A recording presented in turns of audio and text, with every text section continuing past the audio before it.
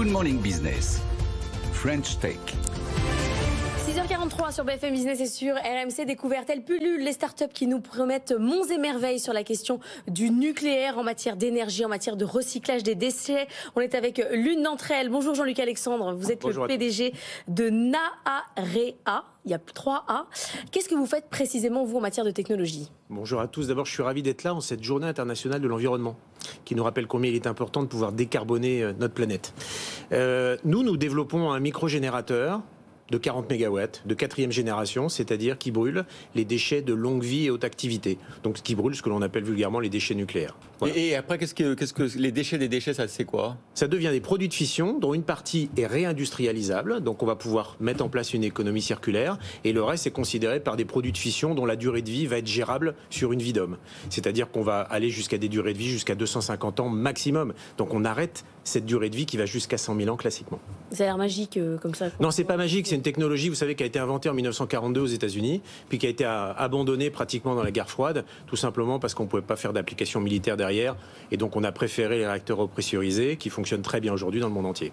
Alors c'est vrai que Laure le disait, il y a eu beaucoup de start-up du nucléaire, un petit peu comme le New Space à une époque qui a révolutionné les lanceurs spatiaux. Je ne sais pas si vous allez faire de même sur le nucléaire, mais il y a eu quand même l'Office parlementaire d'évaluation des choix scientifiques et technologiques qui met en garde quand même tous les acteurs, tous les nouveaux acteurs du nucléaire en disant ils savent très bien vendre leurs projets, avoir des investisseurs, mais au final, ils n'ont pas une vision, ils ne voient pas le sujet de manière globale et attention quand même à la prolifération de matières nucléaires. Alors sur la vision globale, Naarea a dès le début considéré une approche systémique. C'est-à-dire ne pas considérer uniquement du nucléaire comme un petit générateur, mais une approche du marché de l'énergie, pour rapporter une souveraineté énergétique à la France et à l'Europe. Ça, c'était le point de départ. Une deuxième, une vision holistique vis-à-vis des projets des objectifs de développement durable. Et enfin, de se dire qu'il faut être crédible. Et pour être crédible, il faut avoir les meilleurs experts à bord. Nous avons 140 collaborateurs à ce jour, dont les meilleurs experts qui ont fait Phoenix, Super Phoenix et Astrid en France. Plus toute une armée de jeunes ingénieurs que nous avons réussi à recruter, et donc qui donnent un très bon niveau. Après, vous avez raison, sur la prolifération, il est très important de montrer que le combustible que nous allons utiliser à la fois avant de rentrer dans le générateur et en sortie du générateur n'est pas proliférant. C'est le cas de Naarea. Qu'est-ce qu'on peut faire avec votre réacteur ? La puissance, c'est 40 MW, c'est ça ? Donc, c'est pas un EPR, hein, clairement, et c'est pas le but. Mais du coup, où est-ce que vous voulez les installer ? Et ce sera quoi les cas d'usage concrets ? Mais en fait, ça permet d'aller au bout du réseau électrique français ou mondial. C'est-à-dire que nous allons directement décarboner les usines. Une usine, si vous prenez tous les procédés industriels dans le monde, 40 MW correspond très bien au positionnement moyen de consommation. C'est par exemple le plus gros porte-containers sur les océans. C'est par exemple une ville d'à peu près 100 000 habitants. Voyez, c'est 2 millions d'habitants que vous allez pouvoir nourrir en eau potable en dessalant de l'eau de mer. Voilà, ce sont des grands chiffres qui permettent de voir qu'en fait vous avez une énergie extrêmement compacte dans un tout petit générateur qui tient dans la taille d'un semi-remorque. Et on le met où ce générateur ? L'idée, c'est de mettre ces générateurs sur des îlots industriels.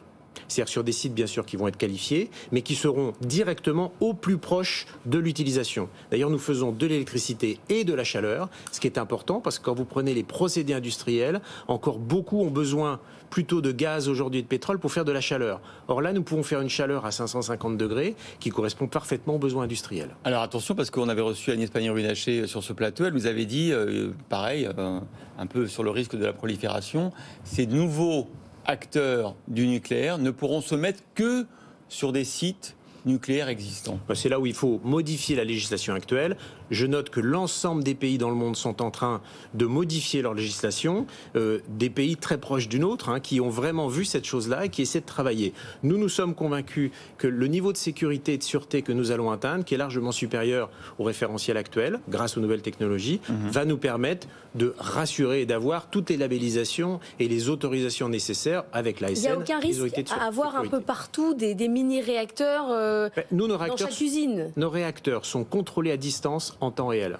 Donc, quoi qu'il arrive, vous pouvez neutraliser un réacteur, l'arrêter, etc. Mais ils existent déjà aujourd'hui, ces réacteurs, parce que je crois que vous en êtes à l'étape du jumeau numérique aujourd'hui, c'est ça. Donc, est-ce que la technologie, elle est prouvée ? Est-ce que vous avez déjà un proof of concept ? Où est-ce que vous en êtes et c'est quoi les étapes suivantes ? Cette technologie a été réalisée au siècle dernier, donc par les Américains. Il y a eu 3 réacteurs de ce type qui ont fonctionné. Donc, on sait que le proof of concept, il est là.